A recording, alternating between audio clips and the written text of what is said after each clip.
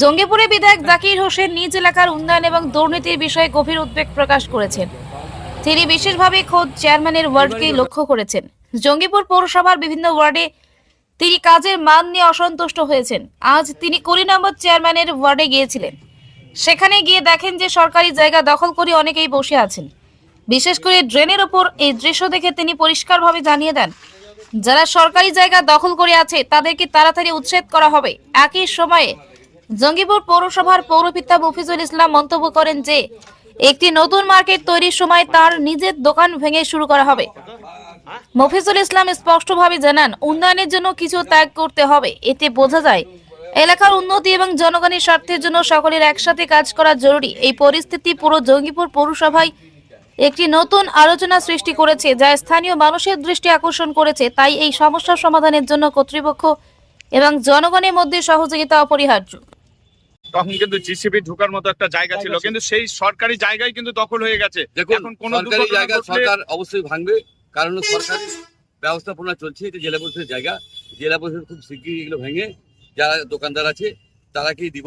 কিন্তু আমরা এই দোকান এগুলো ভাঙা পড়বে, কারণ হলো যেগুলো আপনারা জানেন ফাঁকা ছিল, ফাঁকাই থাকবে এবং রোডটা বড় হবে। মানুষের খুব অসুবিধা হচ্ছে। আমরা 10টা লোকের জন্য 10,000 লোকের করতে হয় না, আমাদের এখানে হবে। আপনারা দেখেছেন পিছন দিয়ে যে বাউন্ডারিরা আছে তারা 6 ফুট দেখে দেবে বাউন্ডারি দিয়েছে। যাদের এত বিঘা জমি আছে তারাও কে 6 ফুট 8 ফুট দেখে জমি দখল করেছে।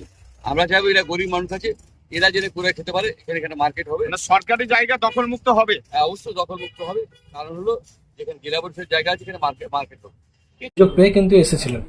শুনেন, আমি বলি, আমার পৌরসভার মধ্যে যারা মানে কমপ্লেন করেছে জাকির সাহেবকে, সেগুলো উনি দেখছেন, আর তার সঙ্গে আমারটাও দেখেছে। আমার যে আগে বোর্ড ছিল সে বোর্ডে কিছু ড্রেন করেছিল, বাকি একটা পজিশন আমার মানে আমি থাকাকালীন করেছি। তো এখনো কমপ্লিট হয়নি সেই স্কিমে, এখনো টাকা প্রায় 11-12 লাখ টাকা পড়ে আছে। এটা কাজ করবে তখন টাকা পাবে। আচ্ছা, এটা কত মিটার এখন পর্যন্ত কাজ হয়েছে? ওটা মাপছে, আমি ওটা দেখিনি, ইঞ্জিনিয়ার বলতে পারবো। কত টাকা ব্যয় করে এই রাস্তাটা? এটা আমার আমলে যেটা হয়েছিল সেটা মনে হয় 43 লাখ টাকা।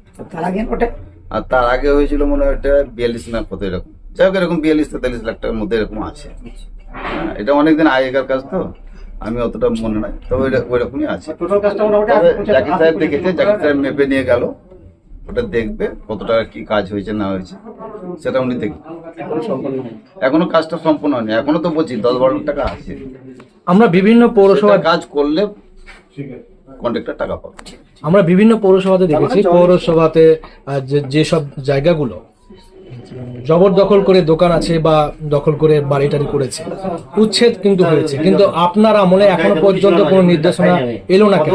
না, আমি বলি আমাদের পৌরসভার যেগুলো দরকার নাই মানে উচ্ছেদ করা, সরকার যখন দরকার হবে সেগুলো উচ্ছেদ করবি, মানে উপায় কিছু নাই, সরকারের অর্ডার মানতে হবে।